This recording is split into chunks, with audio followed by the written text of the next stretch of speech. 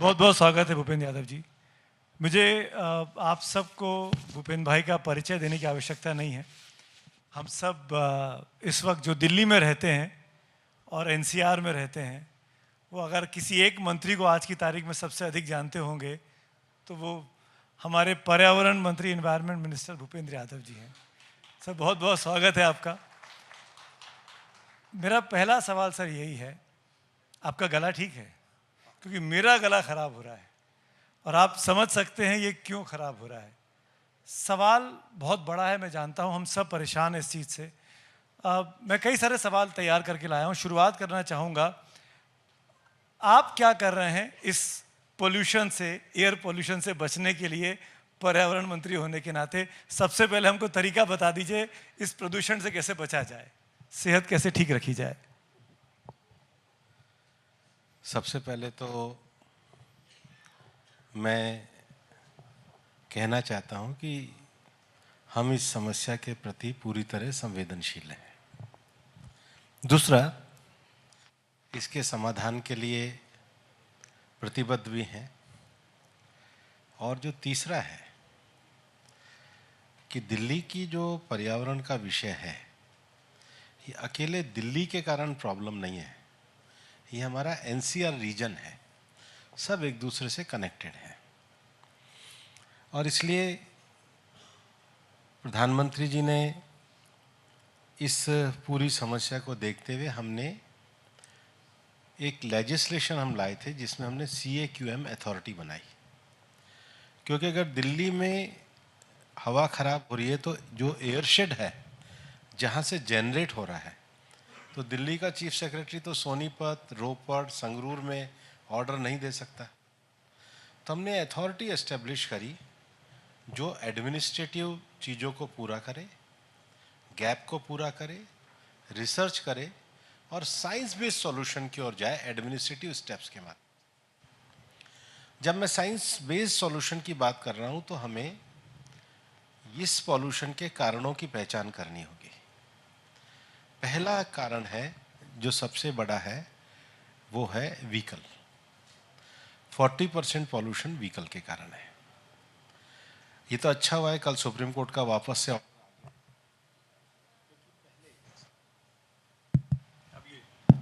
ठीक। पहले हमने फ्यूल की, दुनिया में जितने भी सिटीज़ में पर्यावरण सुधरा है उसमें सबसे बड़ा कारण है उन्होंने क्लीनर फ्यूल का प्रयोग किया। हम BS4 से BS6 में, BS1, BS2 सर, अब ये वो सारे वाहन जो हैं वो फेस आउट होने चाहिए, पर उनको अगस्त में एक कोहर्सिव स्टे मिल गया था, कल वो विड्रॉ हुआ है। और जो डी रजिस्टर्ड वाहन हो गए ऐसे 1,12,00,000 हैं। तो पूरे NCR रीजन में हम इसको अब एक समन्वित तरीके से दूर कर रहे हैं। दूसरा, स्मार्ट ट्रैफिकिंग। अभी हमने दिल्ली पुलिस को 60 प्लेसेस बताए हैं जहां पर शाम को या सुबह ट्रैफिक जाम लंबा रहता है। और ये स्मार्ट ट्रैफिकिंग अब हम कहते हैं पूरे NCR रीजन में आने चाहिए ताकि ये व्हीकल का रुकने के कारण भी पॉल्यूशन ना हो। तीसरा जो विषय है जिसमें अब दिल्ली सरकार आगे जा रही है, इलेक्ट्रॉनिक बसें। चौथा जो हम कहते हैं कि हमारा जो सार्वजनिक ट्रांसपोर्ट अच्छा होना चाहिए। अभी ये जो स्टडी हुई कि दिल्ली में मेट्रो के होने से 7 लाख गाड़ियां कम हुई, लेकिन मेट्रो में जो आदमी चलता है उसके लिए एंड टू एंड सर्विस होनी चाहिए। कि आपने मेट्रो तो आप मतलब नोएडा तक पहुंचा दो, पर नोएडा से रोहिणी जाने के बाद रोहिणी में आगे जहां उसको जाना है वहां के लिए अगर उसको कनेक्टिविटी अच्छी होगी, या गुड़गांव से कनॉट प्लेस आके कनॉट प्लेस से उसको आगे जाना है, तो हमने अभी दिल्ली में भी ये कहा है, बाकी जगह भी कहा है कि जैसे एक बार DTC के पॉपुलर रूट हुआ करते थे, ऐसे आप end to end popular route को तय करिए ताकि हम सार्वजनिक ट्रांसपोर्ट को मजबूत कर सकें। ट्रांसपोर्टेशन में मैं और भी बोल सकता हूँ, लेकिन ट्रांसपोर्टेशन के विषयों को पूरा करने के बाद दूसरा इशू आता है इंडस्ट्री। दिल्ली में लगभग 28 स्ट्रक्चर्ड इंडस्ट्रियल एस्टेट हैं और एनसीआर रीजन में 240 हैं। तो जब मैं क्लीन फ्यूल की बात करता हूँ तो इंडस्ट्री में भी 240 में से 224 में हमने CAQM के माध्यम से PNG की सप्लाई करी है, ताकि इंडस्ट्रीज़ जो हैं वो गैस पे शिफ्ट हो जाएं। लेकिन कुछ इंडस्ट्रीज़ हैं जिनको बॉयलर के लिए उतना गैस पर्याप्त नहीं होता है, रेड और ऑरेंज कैटेगरी की हैं।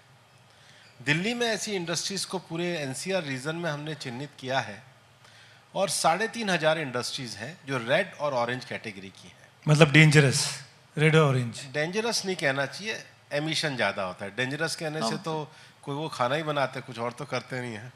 लेकिन इंडस्ट्रीज़ में पॉल्यूटेंट ज़्यादा होता है, वहाँ पर हमने कहा है आपको OECM जो है अपना यंत्र डिवाइस लगाइए।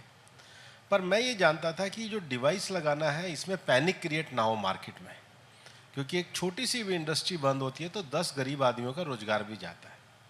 तो हमने लोकल जो मैन्युफैक्चरर हैं उनको CPCB में रजिस्ट्रेशन कराया, स्टेक होल्डर का और उनकी मीटिंग कराई। कल को आप गलत डिवाइस भी लगा लोगे तो भी फ़ायदा नहीं है, किसी को फ़ायदा नहीं है, दिखाने के लिए नहीं लगाना चाहिए। आज वो सारी प्रक्रिया जब हमने अक्टूबर में पूरी कर ली है तो 31 दिसंबर अब हमने उन्हें कहा है कि भाई अब आप अपने इस डिवाइस को लगाकर एक सेंट्रल कंट्रोल मॉनिटरिंग सिस्टम में आ जाइए। इंडस्ट्री में अब जो दूसरा बड़ा एरिया है वो बड़ा एरिया जो इलीगल तरीके से चल रही हैं। कुछ ऐसे भी काम हैं जैसे कई लोग अवैध रूप से रबड़ को जला करके उससे ऑयल निकालने का काम करते हैं, उन पे अब हम सख्ती करने के काम को आगे बढ़ाने वाले। Industrial pollution. तीसरा जो विषय है वो सॉलिड वेस्ट है। आपने देखा होगा गाजीपुर में, भलसवा में, ओखला में ये जो लीगेसी वेस्ट है। मैं अभी नोएडा का गाजियाबाद का प्रेजेंटेशन देख रहा था, उन्होंने पूरा एक लीगेसी वेस्ट को समाप्त करके वहाँ मियावाकी अपना एक गार्डन लगाया है। अब मिनिस्ट्री ऑफ हाउसिंग अफेयर को मैं बधाई देना चाहूँगा कि वो बहुत तेज़ी से इसके डिस्पोजल पे लग रहे हैं और मेरे को लगता है प्रमुख जो 4 है उसमें से 3 को तो हम अगले साल जून जुलाई तक पूरी तरीके से पूरा करने की बात करेंगे। चौथा विषय जो है सुमित जी, हम सब लोग सुबह से शाम तक घर से गाड़ी लेकर के निकलते हैं, AC चलाते हैं, फैक्ट्री में जाते हैं, तो हमारी सारी जो ह्यूमन बेस्ड एक्टिविटी है उससे कार्बन एमिशन ही होता है। तो हम कहते हैं ग्रीनिंग पे भी जोर दो। अब हमने सभी कॉरपोरेशंस को कहा है कि भाई आप अपने जितने भी पार्क हैं आप अपनी वेबसाइट पे डालिए, लोग उसको अडॉप्ट करें, लोग उसको आगे बढ़ाने का काम करें। अभी हमने ग्रीन क्रेडिट फंड पे गुड़गांव में 750 एकड़ ज़मीन पे हमने पब्लिक पार्टिसिपेशन को कहा है कि आप, मैं कहता हूँ पेड़ मत लगाइए, आप एरिया बताइए कि ये एरिया ग्रीन होना चाहिए, उसका इम्पैक्ट निकल के आता है। और प्रधानमंत्री जी ने भी एक पेड़ माँ के नाम पे दोनों बार दिल्ली में प्लांटेशन किया है। फिर पब्लिक अवेयरनेस कार्यक्रम, बिहेवियरल चेंज, और सबसे बड़ी बात है जब मैं साइंस बेस्ड सॉल्यूशन की बात करता हूँ तो जो मौसम है उसका भी असर पड़ता है। अभी 3 दिन 4 दिन पहले जब 450 हुआ तो जो WD गया था जिसके कारण हमारी नीचे की हवा रुक जाती है, तो CAQM को हमने मौसम विज्ञान से जोड़ा है और उसके आधार पर हमने ग्रैप का एक सिस्टम शुरू किया है। इसको हमें और ज़्यादा अच्छे प्रभावी तरीके से करना होगा। तो एक एस्टेब्लिशमेंट देना, फिर उसको मॉनिटरिंग करना और मॉनिटरिंग बेस पहले से स्टेप्स उठाना। लेकिन आगे 1 वर्ष की योजना के लिए मैं आपको बताऊं, पिछले दिनों मैंने गाजियाबाद, नोएडा, गुड़गांव, फरीदाबाद, MCD, NDMC इनके प्रेजेंटेशन 1 to 1 देखे हैं। अभी चारों स्टेट्स के भी हम करने वाले हैं, क्योंकि हमें चारों स्टेट्स में, मैं हमेशा कहता हूँ 3 चीज़ें करनी है। पहला, हमें जो सरकारी अधिकारी नीचे काम कर रहे हैं उनको परसुएट करना है चीज़ें नीचे ले जाने की। दूसरा, हमें इसमें जो स्टेक होल्डर हैं जिनको कई बार लगता है कि भाई मेरा ये स्टेटस को चला गया, उनको मोटिवेट करना है कि आपको चेंज करना होगा। और तीसरा, एक्शन लेना है। ये जब 6 करोड़ लोग मिलकर के कर रहे हैं तो हमें नई technology, science based solution, weather prediction base पे एक्शन, हमें अपने व्हीकल, फ्यूल चेंज, इन सब विषयों पे करना है। और ये प्रेजेंटेशन लेके अब हम 1 वर्ष की योजना पे चलेंगे। मैं आपको कहना चाहता हूँ कि CAQM आने के बाद हमारे जो 200 से नीचे के AQI डेज हैं, अगर आप इस साल का औसत निकालेंगे तो ये बेहतर हो रहा है, लेकिन संतोषजनक नहीं है, और मेहनत करके इसको आगे बेहतरी के लिए काम करेंगे। भूपेंद्र जी, क्योंकि इन्वायरमेंट के नाम पे वोट नहीं पड़ते हैं, आप लोगों के मैनिफेस्टो में कहीं भी इन्वायरमेंट क्लीनिंग को लेकर जोर नहीं दिया जाता है, किसी भी राजनीतिक पार्टी को लीजिए। आज की डेट में तो भूपेंद्र भाई, अब तो पराली भी नहीं जल रही, अब तो पटाखे भी नहीं जल रहे। दिल्ली और दिल्ली के आसपास के जिन इलाकों का आपने नाम लिया, सब जगह भारतीय जनता पार्टी की सरकारें हैं। फिर कोऑर्डिनेशन की कमी क्यों है? फिर मतलब नहीं, मैं तो आपस में कभी सामंजस्य क्यों जब नहीं हो तक पाता है? वो सरकार रही तो 4 साल में कभी किया ही नहीं। और ऐसा ये दिसंबर में मैंने कहा ना, जो WD आता है मेट्रोलॉजिकल में, तो दिन बेटर हुए हैं। अगर आप दिन भी देखेंगे 400 से ज़्यादा, तो हम एक एवरेज को बनाने में हुए हैं। लेकिन ये सारे उपाय जो हम कर रहे हैं, इसके परिणाम आने वाले वर्षों में आपको पक्का देखने को मिलेंगे। हमने चीन का एग्जाम्पल बार बार दिया जाता है कि बीजिंग ने कैसे कटेल कर लिया, लंदन का एग्जाम्पल दिया जाता है।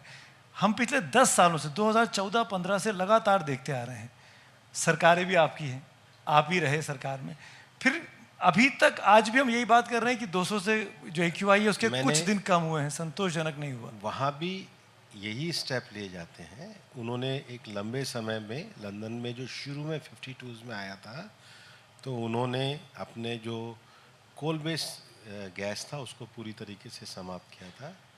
बाकी सब देशों का अलग अलग है, हमने सबके कंपैरेटिव स्टडी किए हैं। और जो एक्शन प्लान मैंने आपको बताए हैं जी, आज के समय में, अगर अगस्त से 1,12,00,000 व्हीकल को कोहर्सिव स्टे भी मिला हुआ था, तो अब हम उसको समाधान करने के रास्ते पे आए हैं। आज जैसे पराली में जलाने का हमने ऑर्डर दिया, उसमें उन लोगों ने अपना प्रोटेक्शन लिया, फिर उसको भी हमने वैकेट कराया। तो हम एक ऐसे हम सब अब एक साथ मिलकर एक दिशा में काम कर रहे हैं, और जिस तरीके से सबने कदम उठाए हैं, इसके सकारात्मक परिणाम आपको देखने को मिलेंगे। मैं इसलिए आपसे पूछ रहा हूँ कि आप एक ऐसी मिनिस्ट्री को हेड कर रहे हैं जो हम लोगों के दिल से और हम लोगों के सेहत से सीधे तौर पे जुड़ी हुई है। पर हमको नौकरी भी चाहिए, हमको विकास भी चाहिए, हमको रोजगार भी चाहिए, देश को आगे बढ़ाना है, तीसरे नंबर से दूसरे नंबर पर, पहले नंबर पर लेके जाना है।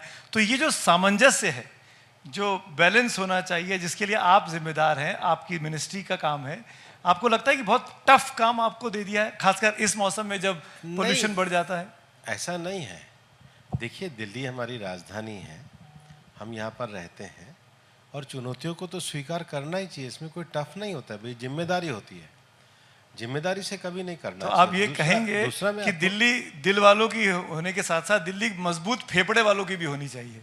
नहीं, मजबूत फेफड़े भी होने चाहिए, दिल भी होना चाहिए, दिमाग भी होना चाहिए, मन भी होना चाहिए, सब कुछ मजबूत होना चाहिए। एक फेफड़ा मजबूत हुआ, लीवर कमजोर हुआ तो क्या करोगे? फेफड़ा और लीवर मजबूत हुआ, डायबिटीज हुई तो क्या करोगे? आदमी को ओवरऑल परफेक्ट होना चाहिए। लेकिन मैं आपको ये कहना चाहता हूँ कि हम केंद्रीय स्तर पर रेगुलेशन निकालते हैं, लेकिन हम एक स्टेप आगे जा रहे हैं, हम जाकर नीचे कोऑर्डिनेशन कर रहे हैं। मैं उस स्वभाव का व्यक्ति नहीं हूँ कि किसी को ब्लेम करें। मैंने आपको कहा ना, परसू करना। अब गुड़गांव, मतलब हरियाणा गुड़गांव सरकार है या यूपी सरकार है, फिर भी उनके कॉरपोरेशन के अधिकारियों को हम कर रहे हैं। हमारा तो ये एक रेगुलेटरी, सेंट्रल लेवल पे हम रेगुलेटरी है। जैसे मान लीजिए, अभी एक जो सबसे बड़ा विषय है कि दिल्ली में ग्रेटर कैलाश देखो, डिफेंस कॉलोनी देखो, कहीं देखो, रोज़ एक ना एक मकान टूटता है, फ्लोर बनते हैं। आप बताओ उसका डस्ट कहाँ जाता है? आजकल तो रोक लगी होगी, ग्रैब 4 है, अभी 3 दिन के लिए लगी है। तो हमने जैसे अब ये कहा है कि भाई प्लानिंग में CND वेस्ट के लिए प्लेस तय करो। तोड़ने से पहले आप ये बताओ कि आपका CND वेस्ट जाएगा कहाँ। ये जो चीज़ें फोर्सफुल आज हम दिल्ली सरकार के साथ कर पा रहे हैं, ये रेखा जी के होने के कारण कर पा रहे हैं। नहीं तो विज्ञापन छप सकता था, लेकिन बनता कुछ नहीं था। ये लोग कम से कम ईमानदारी से कार्य तो कर रहे हैं, और मैं बधाई देना चाहता हूँ कि उन्होंने इस छोटे से समय में अच्छे स्टेप भी उठाए।